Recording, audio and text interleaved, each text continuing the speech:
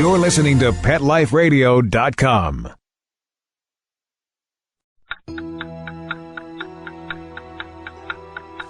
It's 11 o'clock at night. It's dark. You're sitting in front of the mirror getting ready for bed. There's nobody else in the house. You see something move in the corner of your eye. You glance to your right, but you don't see anything. Another minute goes by, and you think you see movement again. So you slowly turn to your left, but again, the room is empty. You turn back around, and staring you face to face in the mirror is a cat. You jump back because you don't have a cat, and there's no cat in the room. But there he is, staring at you in the mirror. Welcome to Paranormal Pets, where you can always expect the unexpected. Each week, we'll discuss all aspects of weird or spiritual animal encounters, ghosts, totems, psychic animals, animal souls, animal angels, and animals in religion, with a little cryptozoology thrown in. Now, step into the supernatural world of pets with your Paranormal Pets ghostly host, our ghost host. Welcome to Paranormal Pets on PetLifeRadio.com. I'm your host, Brandy Stark, and we are at Necronomicon. We're doing a panel on animals and the paranormal with... Do you want to introduce yourselves? Sure. My name is Kathy. I write as K.L. Napper. And I'm Lakeisha Spletzer. And we are going to record this session with permission of everybody here. Sure. Okay. For your listening enjoyment. So we're going to get started right after these messages. Now, time for something really scary. A word from our sponsors. Paranormal Pets will reappear before you can say Bigfoot. Don't run away.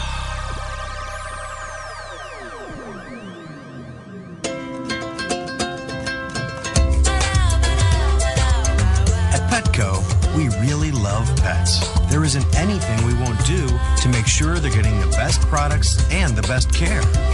So when you ask us a question like, so how do you feel about cat condos? We can say from experience, feels like home for her. Enter the code PARANORMAL and save 10% on orders of $65 or more, plus free shipping at Petco.com. Celebrate your special occasion and give her this classic semi-eternity band created with 1-carat brilliant diamonds, channel set in 14-carat white gold. Exclusively yours from ice.com. Free shipping over $150, free returns, and 30-day money-back guarantee. Go to ice.com and use promo code ACTFP and get 20% off your purchase. Or use promo code ADTFP and get 20% off at diamond.com. Ice.com or diamond.com. Get 20% off from Pet Life Radio. How would you like your business to reach out and invite in our audience? We have a brand new trademark concept called InfoSeeds. InfoSeeds are short 20-second seeds of information about your place of business, practice, or service. We only have a limited number of slots left. For more information, visit PetLifeRadio.com. Click on sponsorship information. There you can listen to a sample of InfoSeed or email us at PetLifeRadio.com. Remember, only a limited number of opportunities are available. This year, Americans are expected to spend a jaw-dropping $36 billion on their pets. From lighted leashes to high-end spa products, the discriminating pet owner can find just about anything to pamper his or her pet. Hi, this is Michelle Fern.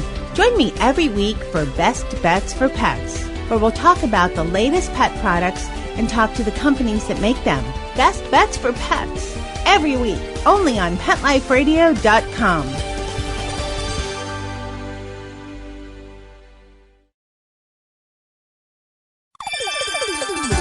Let's Talk Pets on PetLifeRadio.com.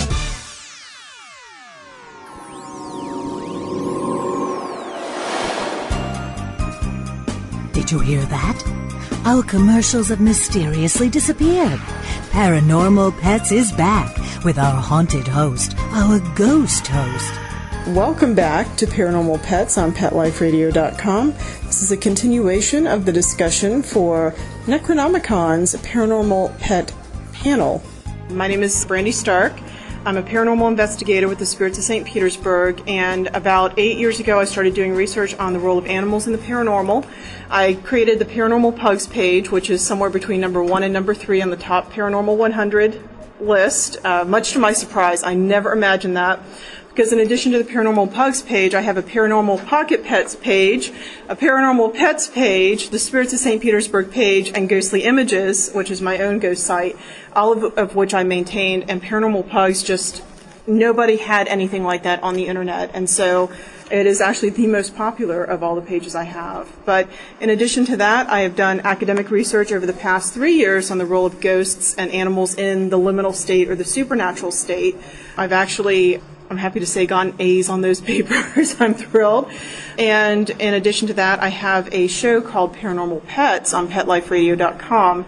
I actually was interviewed by their host for the Paranormal Pugs page, and a year later she called me and said, I'm retiring from the show, and do you want it? And I said, okay. And so here we are. I never saw it coming. So we'll go on. First of all, I think Paranormal Pugs is just so much fun to say. It is. My name is Kathy. I write as K.L. Napper, and I do supernatural thrillers, paranormal mysteries, dark fantasy, that sort of thing. Paranormal animals certainly do kind of segue into what I do, and my good friend here, in that I often write about lycanthropy or some such like that. I think they're excellent metaphors for our particular states of mind. So this is a panel I was keenly interested in and happy that they asked me to do. And my name is Spletzer, and I have always had a thing for animals in general. And once I started reading and read, about werewolves and other animal creatures, shapeshifters in general, I was hooked, and I have not recovered yet. And I wrote a young adult paranormal novel. It was my first one, and I deal with shapeshifters of all types. I wanted to do wolves, felines, and bears, because to me those are kind of like the biggest, baddest predators floating around the planet, and it would be cool to create a society, working with that. And when I heard about this panel, I went, me, please, God, yes, me. If nothing else, this panel. So Anne went, okay, Keisha, calm down, here you go. Thank you.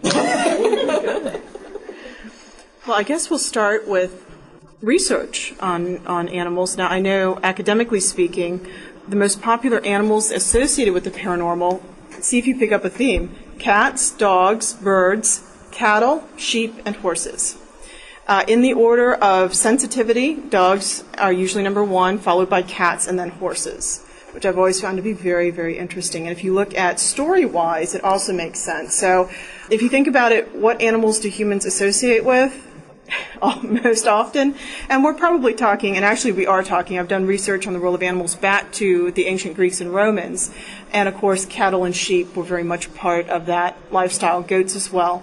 So what do you quantify, or what animals do you all see as the most paranormal? You've already talked about werewolves, which is kind of interesting. Yes, but of course, we're talking about the mythic realm, and how it's interesting. Actually, I just had a wonderful conversation this morning about reality and collective reality, and how we look at it that way. So even when I say that this animal or that animal is mythic, even as I say that, I'm always open to the fact that maybe not so much, for sure. But yes, I find it interesting, just as you said, that the animals that we are most in contact with are the ones that we attribute to it. But again, those are the ones that we most know. We don't know what happens with animals that we just simply don't connect with that much. Certainly, fascinating things with dogs, and there's any number of tales and documented tales. I think one of the most famous ones that I know of, I believe it was turn of the 20th century, turn of the 19th century, and I think they just did, Richard Gere did an Americanized version of the tale of the little dog that waited for, his, he came back and forth, waiting for his owner, who never showed up, and for the next 40 some odd, to the end of the dog's death, he waited, which, first of all, shows an amazing amount of empathy.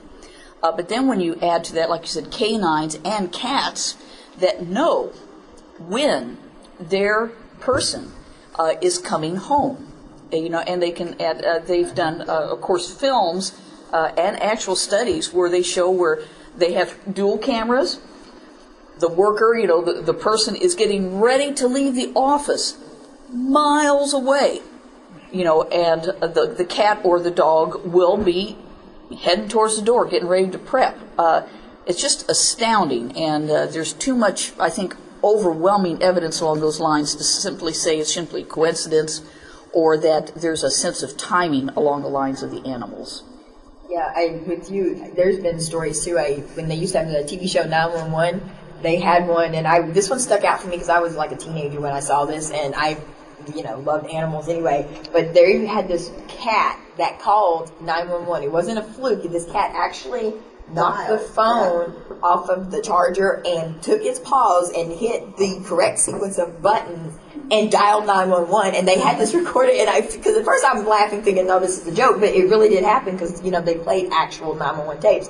So when the woman answered the phone, the operator, she goes, 911 emergency, and all she hears is, and the cat is like going to town just distressed, and he's hollering in this really loud voice, and so at first they thought it was a joke, and so she was like, okay, it is illegal to, so she goes into the spiel, so then the cat gets quiet for a second, and then she stops talking, then it goes, and it keeps on, so finally she's like, okay, maybe there's something to this, and she went ahead and just dispatched the police officer, and it turns out that the owner was an older lady, and she had a stroke, and she fell and hit her head, and the cat, the phone, she was trying to get to the phone because I guess she knew what was happening to her, and she tried to get to the phone. She just didn't make it. The cat had knocked the phone and was sitting by her side and dialed 911, and that's how they found them. So, to me, I'm sitting there going, okay, how many children would even have had the presence of mind to do that? But, here's something that people consider, inferior because it's an animal, did something truly amazing and extraordinary, and that's love right there. Well, and to plug the pug, just so you know, I had a friend who called up yesterday from Denver, and there was a pug in Denver that apparently the building caught on fire, and this pug was crated and started to bark and got his owners up. Well, the owners thought he had to go out, so they opened the door, and he went out, and they were taking him out, and he would stop at every neighbor's door in this building, and he would bark until they got up. And so he actually roused the entire building this way and got them all out, and this is when they discovered the building was burning down. And actually doing this show and having the websites, I've always found it rather fascinating how many people have actually emailed in and said, oh, thank you for actually having this up or doing this, because people have this big question now as to, what do pets do, and they really believe that animals are more than science is allowing for, which I think is interesting. The dog, historically speaking, goes back 10,000 years with humankind, and I've often wondered if there isn't a genetic connection to us after all. Dogs, interestingly enough, symbolically speaking, are usually liminal state beings in which they fit into several categories. One, they lead humankind into the supernatural world. Two, they keep the supernatural world and the human world apart. See, like Cerebus or Caribus, depending on how you want to say that. He's not the only one. There are dogs like this in Native American culture. Zoroastrianism has the dogs at the bridge, and they actually help keep these two worlds apart. They're literally liminal state beings. They also sense ghosts, and they are the most often reported ghost phenomena.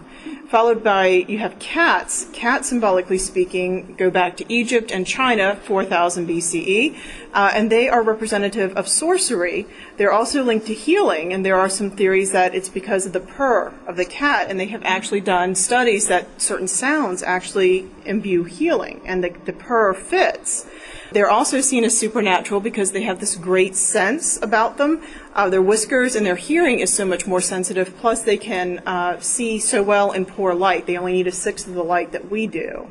So they are also seen as supernatural. And I'm sorry to say, I actually have pet rats. I'm not sorry to say that. I love them. I have 11 right now.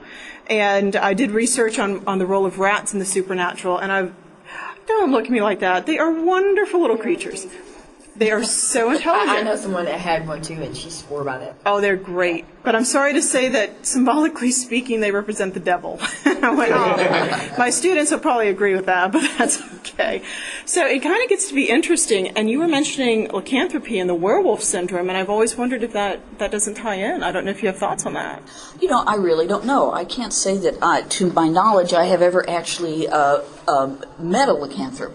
So, but my guess is that, that's if there's a shapeshifter around, my guess is that they don't tend to want to actually talk about it very much. But yeah, being human, or actually I guess any sentient being that is aware of life and death, so many of us, of course, we associate rats and bats and worms, and that sort of thing. Of course, we associate that with death and disease, and therefore we put a negative connotation on that because we are so accustomed to thinking that, that life is good and death is bad. So anything that's bad immediately gets shuttled, and bad is death. So anything associated with who are actually, thank heaven for them. They were the cleanup crew. They are our global cleanup crew. What would this globe be like if we didn't have, these wonderful little sanitation experts, reducing us, to mulch and oil, and the occasional when we're lucky enough to come back as a diamond, if you will. But so it all depends on how you look at it. But it doesn't surprise me, those negative connotations. Mm-hmm. The pity, of course, is because we have those negative connotations, we have given ourselves permission to not treat those particular beings with at least a certain amount of level of respect, and empathy that any being that feels pain and pleasure should have. Lycanthropy. It's a very fascinating situation. Just about any shapeshifter. Everybody knows that shapeshifters are in every kind of society. It goes way back. And the shapeshifting depends, of course, on the region and what everybody is familiar with. That shapeshifting, particularly in lycanthropy, has ultimately kind of been melded into a negativity along the lines of witchcraft, when, of course, that was considered so evil. I do find it interesting that has coalesced. I don't know if anybody is here. I have, on a layperson's situation, I've done, of course, an extensive amount of research on lycanthropy. But on the other hand, I had trouble, at least at the time I wrote the book. Now, when I originally wrote the book, and I'll try to be much shorter here very quickly, when I wrote the book, actually, that it predated when we were all doing our computers and stuff. So I did a lot of that initial research. And after we, of course, got to internet, I updated it. But I find it fascinating, the relationship of silver with lycanthropy, which is where it was originally. It wasn't so much with vampires. Those mythologies started to get kind of blurred after a bit. Mm-hmm. And to this day, I find it fascinating. And I have never found a true and definitive explanation as to why lycanthropy and silver are so closely related. And I'm curious if anybody else here has heard much about that. I thought about it once, and I'm starting to wonder if it doesn't have something to do with the periodic table and the way that our elements are arranged. What we breathe, and because we do the oxygen and the carbon. But if you look on the periodic table, silver is in, a kind of different category. And it makes me think of the movie Evolution. I don't know if any of you guys have seen that with David Duchovny and, who else was in there? A whole bunch of different people. Juliana Moore. And the aliens come down from space, and it turns out the selenium that you find in dandruff shampoo can kill the aliens. And the reason why was because on the periodic table, selenium would have been to them what arsenic is to us. It was poison. So it made me think a little bit after watching. I'm like, maybe silver has something, because they wouldn't have had a periodic table way back when they first conceived of it, but maybe there was just something in it that they thought silver had this, or maybe silver means purifying. Maybe they viewed it as something purifying, and that's why it burned you because you were evil. I mean, there's all kinds of different ways that you could maybe possibly look at it, but I've never found anything that definitely said this is why we use silver. Well, in the Jungian ideal, there is some ideology behind silver as a symbol. The gold oftentimes represented the sun and the bright, the masculine, whereas the moon is represented by silver. So in the ancient world, as today, where we get a lot of the folklore, like and like go together. So, for example, dogs are also liminal state beings because they're carrion eaters. So next time you pet your little loved one, just remember that they will go up and dig up dead bodies and eat them. And that was the function of dogs. It's part of why they're so sacred in Zoroastrianism, is that you want release from the body, and who releases you from the body but the vultures and the dogs. And so both are sacred animals. Crows also do the same thing. So, of course, they're going to be supernatural, and so do pigs, interestingly enough. So the idea in the ancient world is you are what you eat. So because they eat death, they become associated with death. So I think you could probably say something similar. If silver is the moon and the moon powers these individuals, and the moon will also take them down. Yeah, I think that's probably about as close to the tie that we could probably hope to get. I just have a question, because I did look this up once, because I was curious about the silver myth. I was under the impression, and I could be wrong, but everything I showed that the silver myth came from movies, and they developed that for a movie. Well, so did fangs for vampires. I'm just saying, it was just... Silver has... tradition, but... It does have supernatural powers. Most of the metals and the elements did. The stones did. This goes back a long, long way. But as much as we're seeing it today, it has been exaggerated. I mean, vampires used to be able to stop by running over running water. Ghosts, too. I mean, how basic is that? But you never hear that anymore. True. And it used to be also a whole lot harder to kill a vampire. It wasn't quite as as easy as just being able to to sneak up on them in the middle of the night and hit them with a stake. Stake had to be a particular wood. You had to keep in mind that the vampire isn't truly asleep. So. It really was exceedingly difficult to kill a vampire compared to today. But it was hard to kill, the shapeshifters too, because you had silver, and that was pretty much all you got with the, Or you could kill them with silver. That was kind of. You could steal the skin. Yeah, that's skinwalkers and witches. For my cat lovers, I'm going to apologize now, because just so you know, it is the Catholic Church that associated cats and witches. This goes back to the Middle Ages, and cats were considered to have the fire of the devil in their eyes because their eyes reflect light at night. They're also associated with Freya and some of the feminine goddesses like Diana, goddesses of witchcraft. And so by the time you hit, I want to say it's Gregory the Ninth, but I'd have to look it up because quite frankly, all these little popes kind of all look the same. They all have the big hats, and they're all But he is the one that actually does declare cats to be evil. And by the time you get down to France in the 1400s, they were literally, it was okay to torture and kill cats, and they killed almost 1,000 of them in a festival in one single night, and just awful things like that. So they had retribution now. Yes, they did. And the irony is that the reason why cats were so important to the ancients is that the mice and the rats were bringing in pestilence and plague, and they were eating the stored grain. And so the ancient humans wanted the cats because the cats could kill the rats so that the humans could live. And then you have this whole reversal, and really cats were somewhat outlawed until the 1800s. So it gets to be interesting. Why they all died so soon? It's because you killed off the disease control. It's never happened before. Good job! Did Horace have a question or comment? That was what I was going to cover. The cats and the rats? Yeah, the whole plague. Yeah, I just love the fact that you're talking. I don't know. It's a talking horse. Mr. Ed, Mr. Ed, move over. I haven't heard anything about cats in the Oriental societies.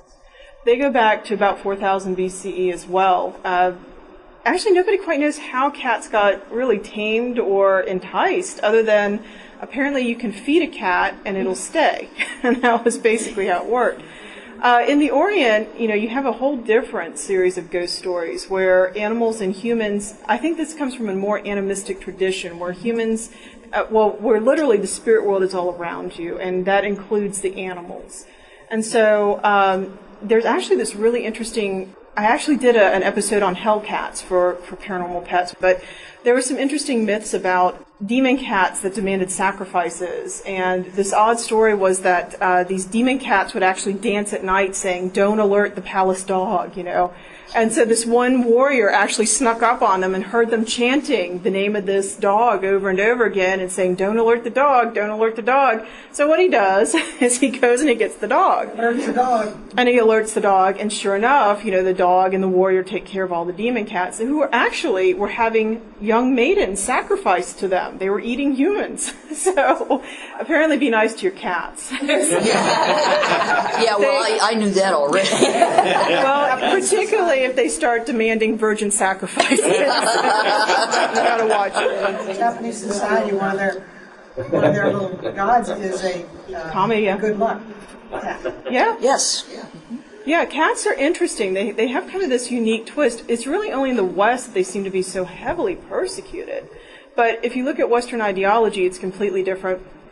Are you guys okay if I mention religion? Yeah, go ahead. Sorry. It is Sunday, so I guess I'm legal. But but you have the book of Genesis. And in Genesis, you have humankind that's given dominion over the earth and the animals, whereas you don't have that tradition in the East.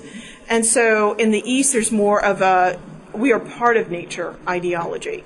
And so it really has a different bearing on how you treat animals and the like and the supernatural. And I probably wanted to throw in with my own studies here and there. One thing I've noticed over in the East is even though they may classify something as a demon, it doesn't necessarily have to mean it's evil. They can have demons and they can be like a neutral good type of thing and actually help humans. Where over here it's like, no, it's evil, you gotta get rid of it. So...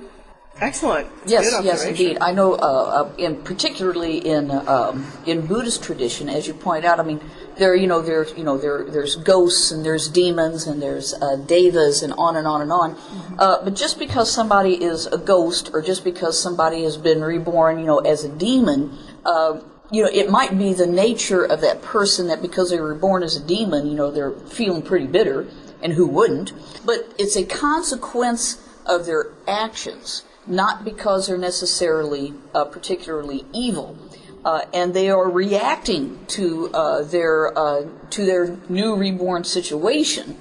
But not again, as you said, it's a whole different take as opposed to over here, where the classic. If you think about the orcs and and the demons and stuff, where they just love being evil.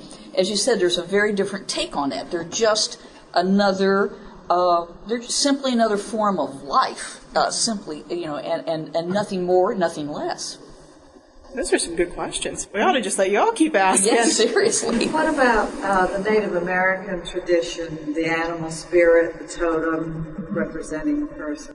Again, you go back to your shaman, and the shaman is literally a liminal state being. He is in between worlds, this world and the next.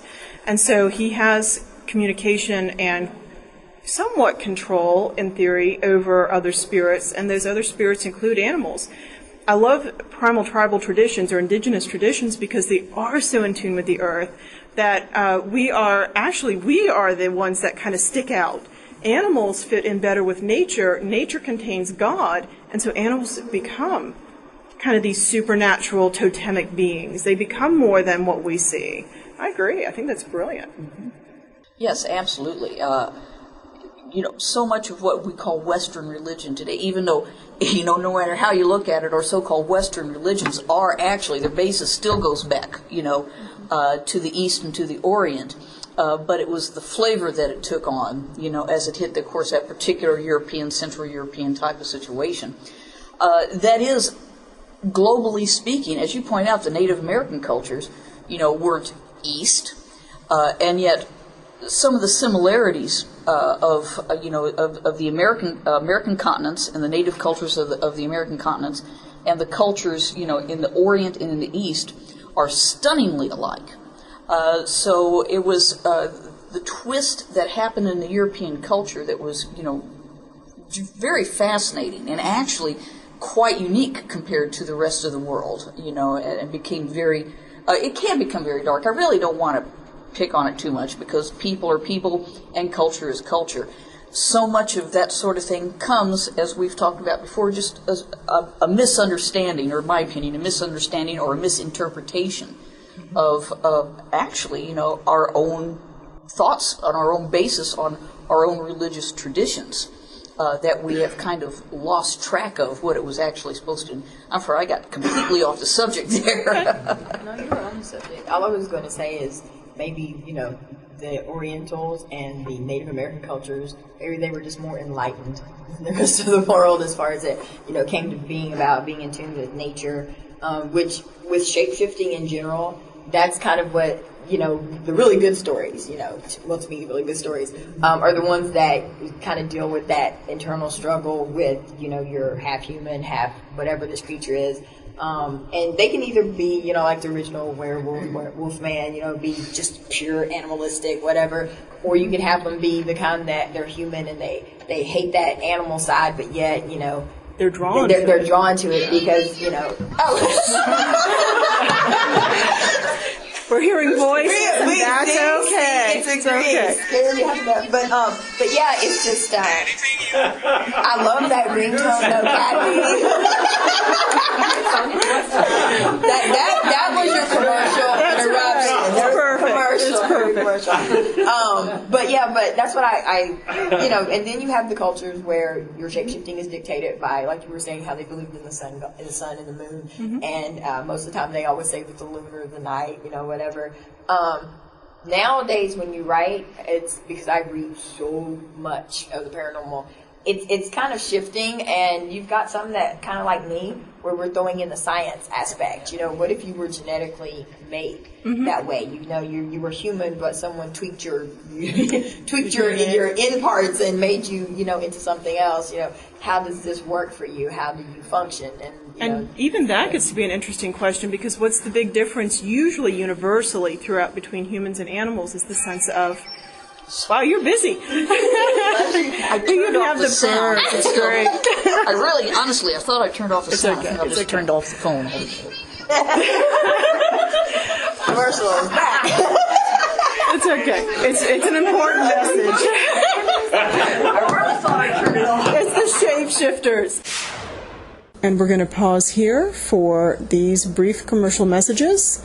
When we get back, we will hear some of the concluding discussions for Paranormal Pets. Now, time for something really scary. A word from our sponsors. Paranormal Pets will reappear before you can say Bigfoot. Don't run away.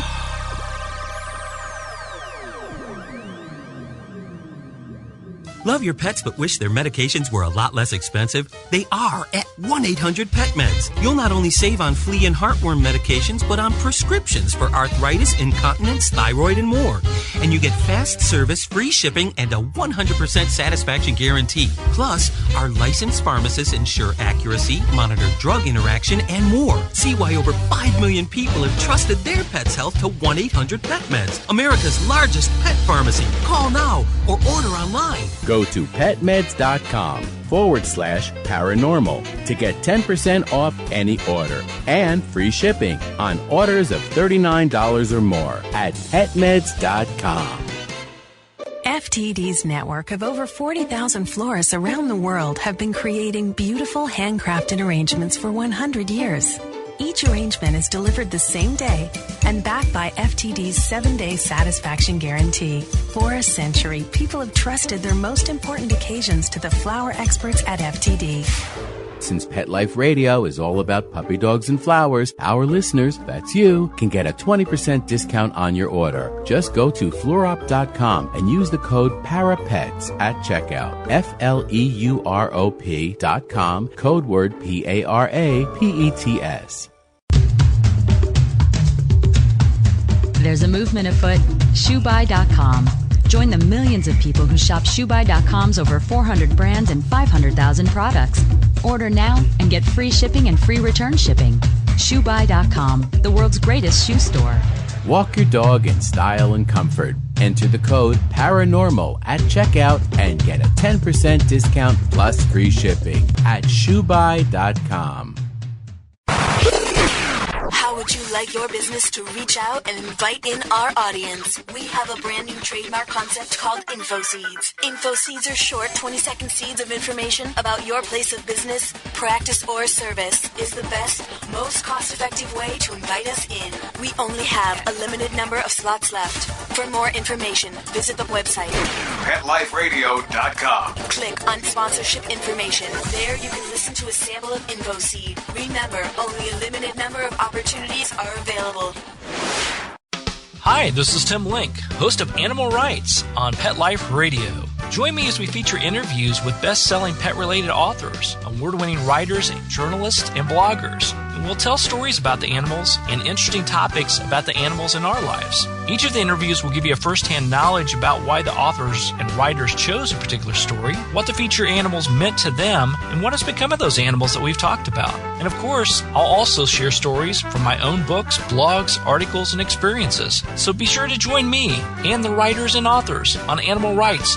Every week on demand, only on PetLifeRadio.com. Let's talk pets. Let's talk pets On Pet Life Radio. Pet Life Radio. PetLifeRadio.com.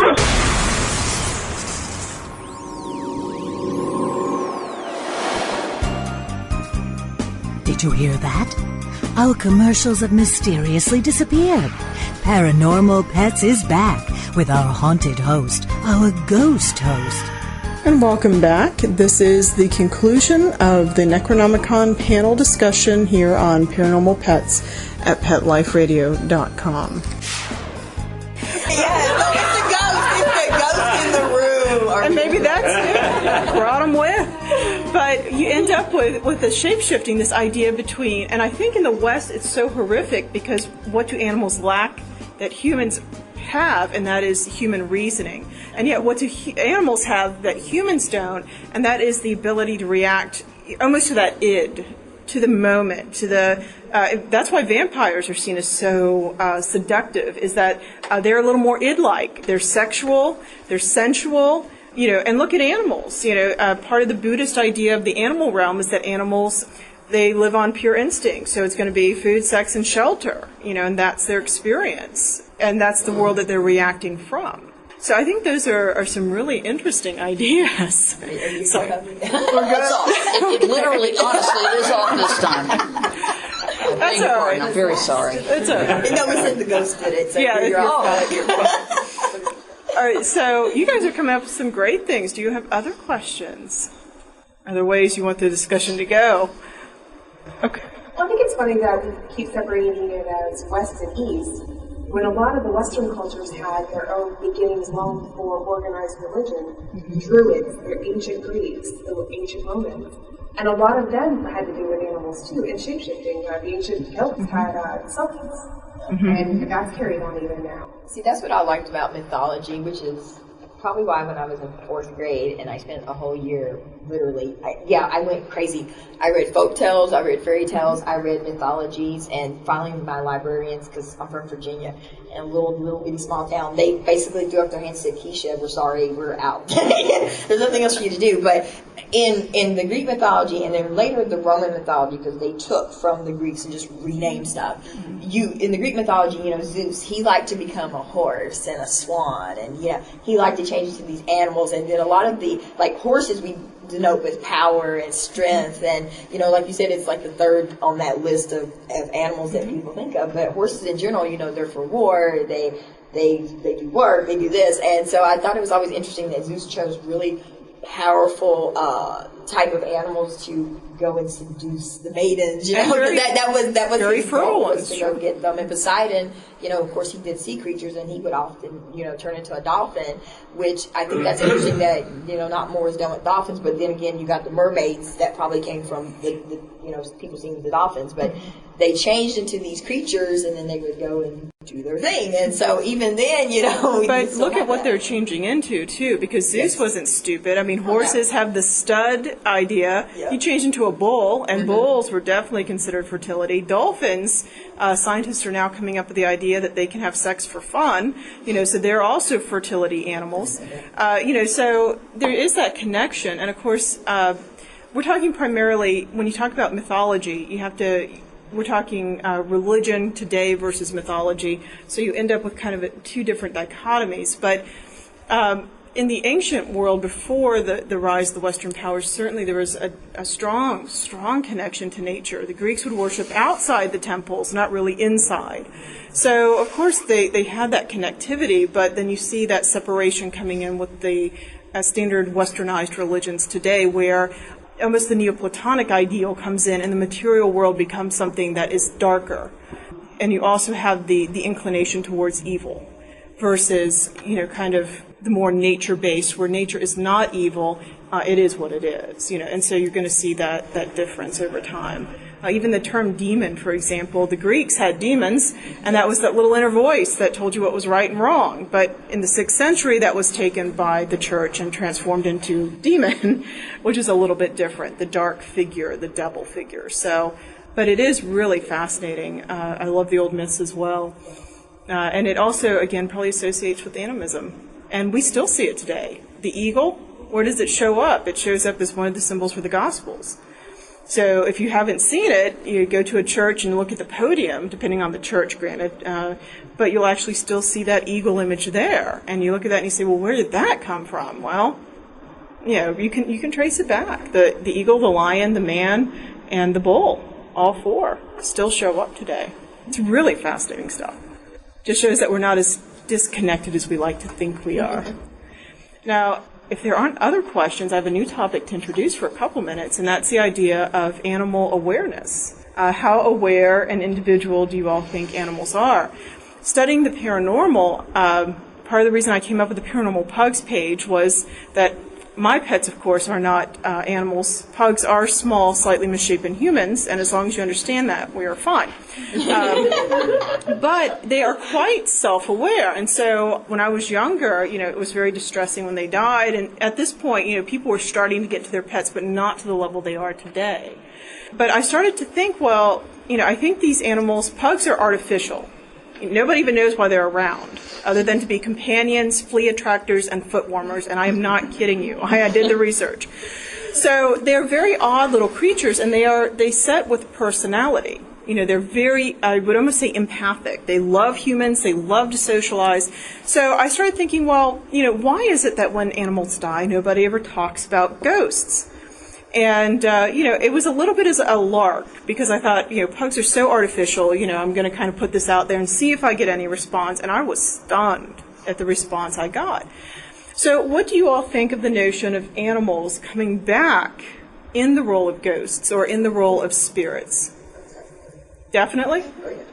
Have you had the experience? Of an animal spirit and the animal spirits.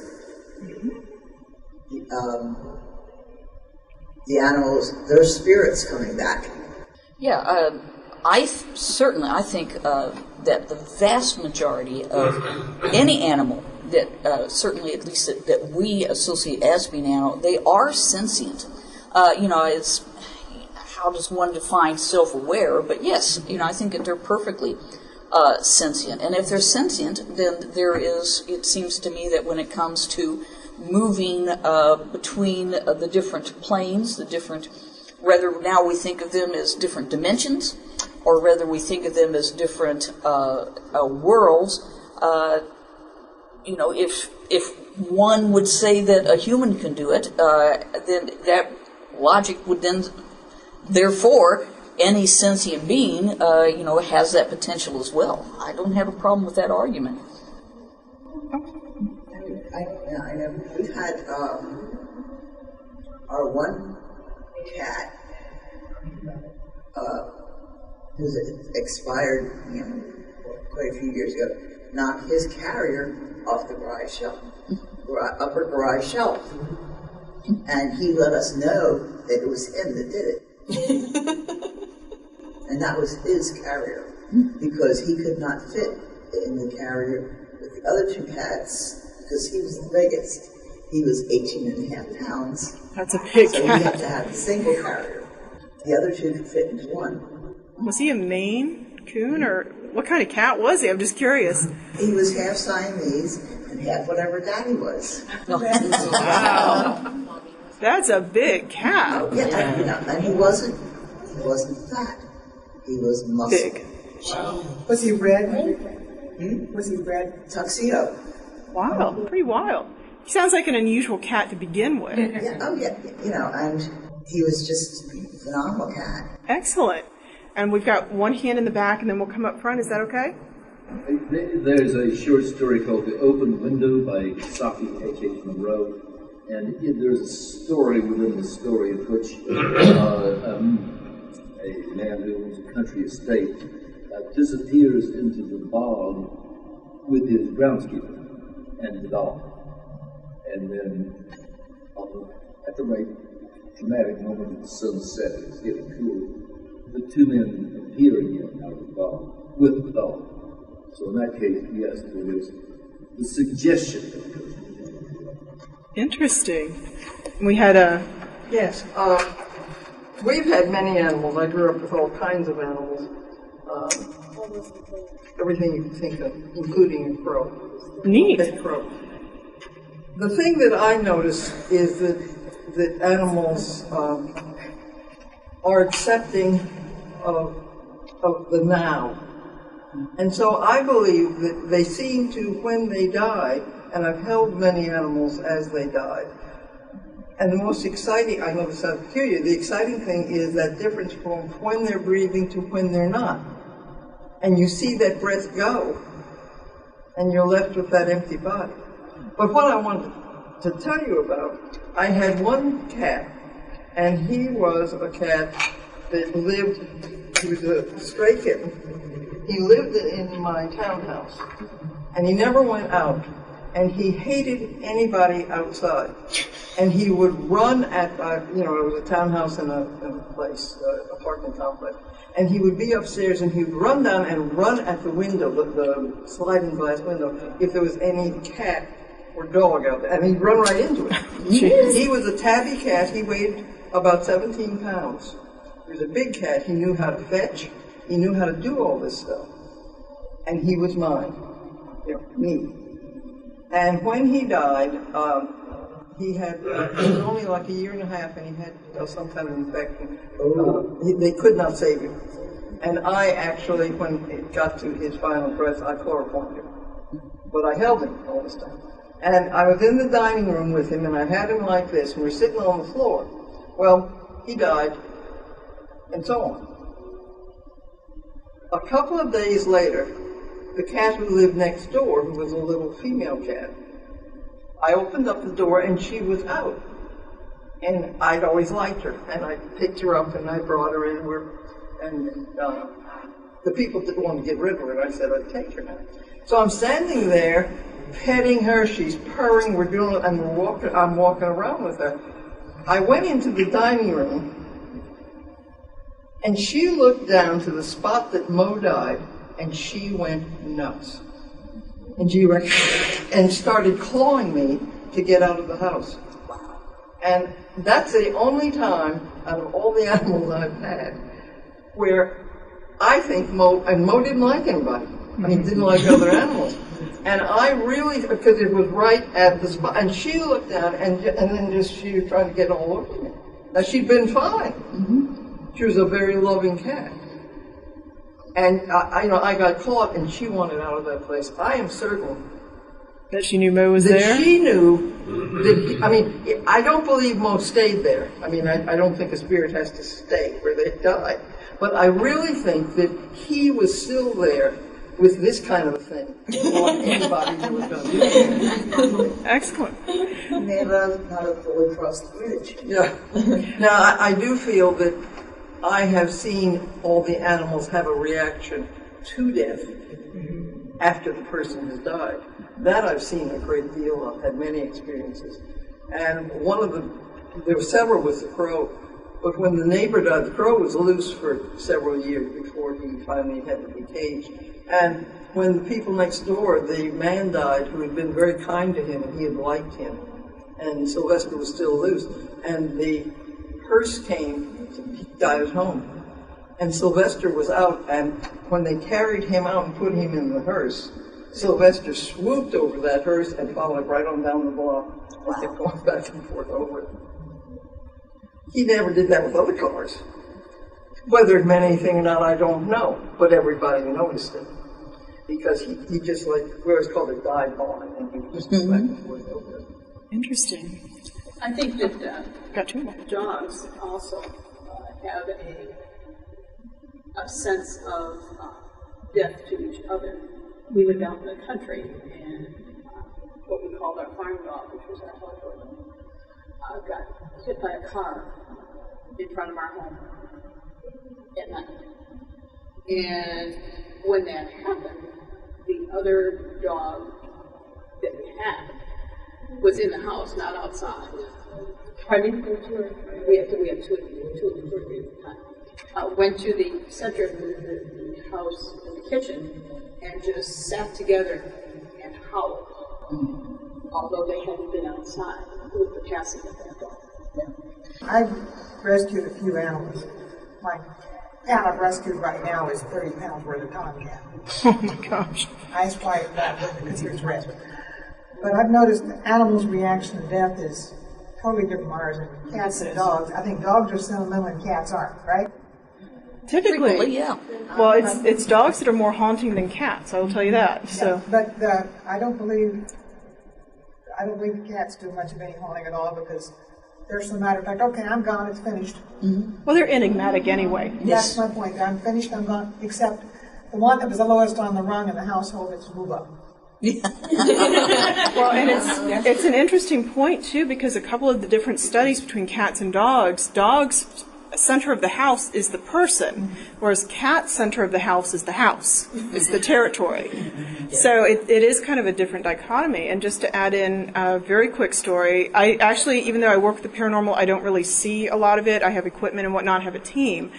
But I had one rat, and his name was Shadow, because I love the Shadow. It's Pulp Fiction. And this rat was what I call a rubber rat. He had just no bones. He could flatten himself out and could slip out of anywhere. And I had to he was the smartest thing I have ever met. I had to make a deal with him because he would slip out of his cage and I would have to say, listen, you stay in the cage during the day and you can come out at night. And there's nothing quite like it because I would wake up in the morning and some mornings he thought he was a pug. Honest to God, he would not associate with other rats. He associated with me and the pugs. And he would actually follow me like a puppy. And in the mornings, I would wake up, and he'd either be curled up next to the pugs who didn't like him. They're like, oh, my gosh, no. Or he'd be curled up right here. And he was a hairless rat. There's nothing like waking up, because they look very fetal. When you wake up, and you're like... Okay. So, essentially... But he was the smartest little guy, and I adored him. And he's one of those that you know is special. I mean, you can have a lot of pets, but you know those that just are something else. And unfortunately, he only lived about 2 years before he started getting tumors. And I had to put him to sleep because they were inoperable. And I was really surprised because, I never expect to see anything. But he loved one section that he would run in. And for a week, 3 times, I would see this he was a hairless rat, so I'd see this little beige streak out of the corner of my eye. And I would turn and look, and whenever I looked, there was nothing there. I honestly don't think it's imagination because rats, I do a lot of rodent rescue as well, and I have a pretty good number. But for a week, I also saw him, he would like to sit up on top of a wall, and he would run into my closet. I still find rat damage, but that's okay. He was worth it. And it's the weirdest thing. Now, cats, if they're going to haunt, they usually haunt for 6 months. Dogs will haunt for a year. He haunted for a week. And I always wondered if it was something like, depending on your lifespan, because rats are just so accelerated, that's how much time you would hang around, or the sentiment. I can't do it. Sentiment. There we go. So it's just kind of something interesting. Do we have any wrap-up comments? We've got about 5 minutes, and just a paranormal story about an animal with a happy ending. Yay! Thank heavens. Yesterday I did my talk. It was about fertility and speciation, and it's long. It's going to be on the internet. We had some dancing women playing the parts of chromosomes of rabbits. So there were these young women dancing around being rabbits to illustrate a very fundamental point in genetics. Well, we've been working on this for months, off and on. And Thursday night, the last day before the con, last rehearsal, everybody's gone, and the woman who put the most effort into it, who clearly had her mind on top of it, who was my chief rabbit, so to speak, and I was saying goodbye. For about a half an hour, we stood out in the driveway talking about details and so forth. And while we did, a rabbit, a real rabbit, it's been around my house for years, just came in through the shadows, sat under the bush, and watched her for half an hour. Wow. You know something. Hopefully that wasn't Zeus.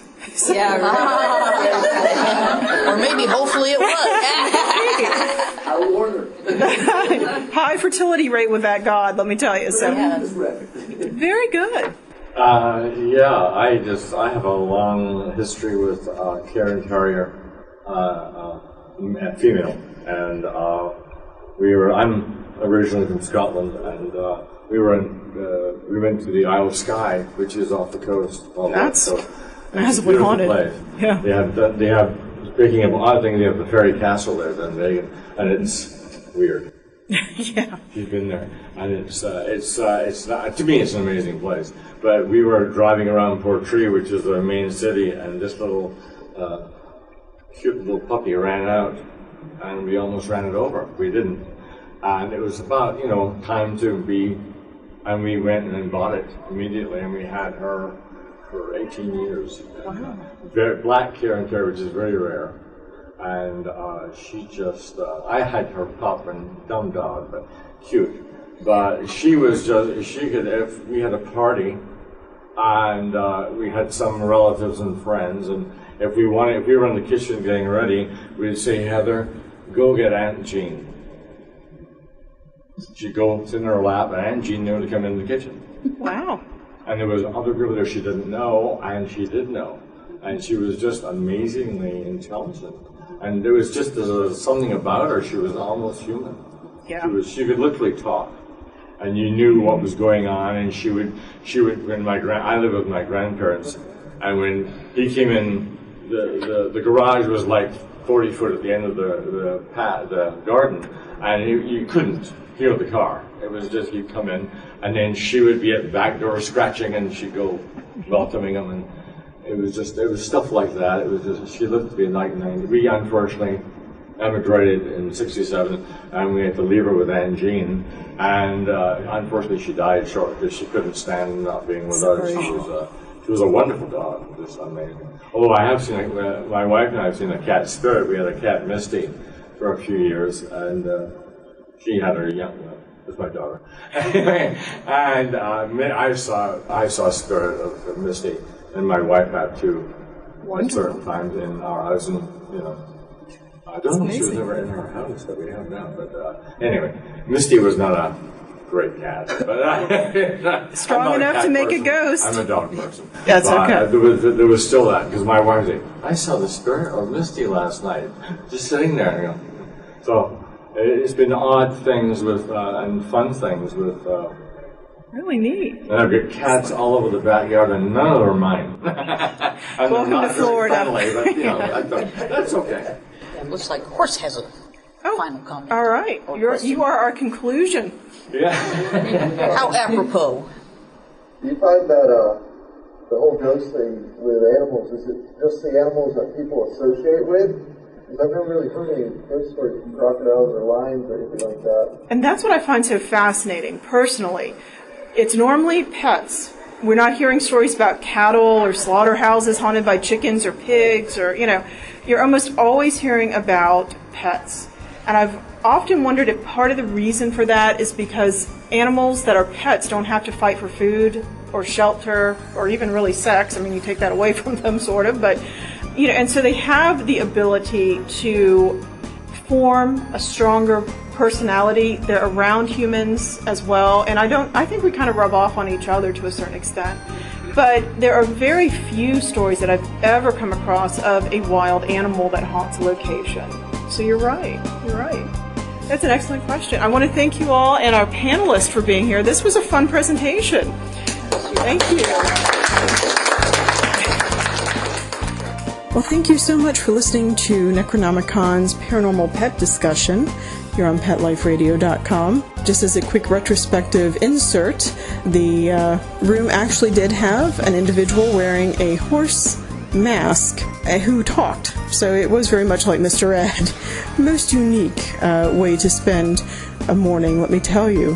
As always, I remind you to support your local animal shelters, your pug rescues, your pet rescues in general, and we'll see what other kind of adventures we can come up with here on PetLifeRadio.com. Pet Life Radio presents Paranormal Pets, where you can always expect the unexpected. Each week we'll discuss all aspects of weird or spiritual animal encounters, ghosts, totems, psychic animals, animal souls, animal angels, and animals in religion, with a little cryptozoology thrown in. Step into the supernatural world of pets every week on demand, only on PetLifeRadio.com.